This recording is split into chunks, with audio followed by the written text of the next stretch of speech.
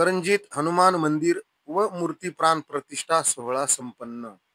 करंजी तालुका पाथर्डी येथे नव्याने बांधण्यात आलेल्या हनुमान मंदिर व मंदिरातील मूर्ती प्राण प्रतिष्ठा सोहळ्याचा कार्यक्रम नुकताच संपन्न झाला।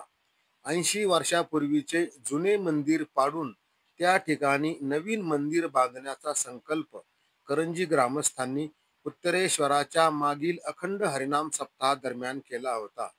त्यानंतर 10 महिन्यातच विजय अकोलकर गुरुजी यांच्या मार्गदर्शनाखाली व ग्रामस्थांच्या सहकार्याने येथे भव्य असे मंदिर उभारण्यात आले। या मंदिराची पूजा व मूर्ती प्राण प्रतिष्ठा सोहळा रविवार दिनांक 3 ऑगस्ट रोजी मोठ्या थाटात संपन्न झाला। पैठण येथून आलेल्या ब्राह्मण देवाच्या मंत्रोपचारात तसेच गावातील काही विवाहित जोडप्यांच्या साक्षीने मंदिरात यज्ञ करण्यात आला।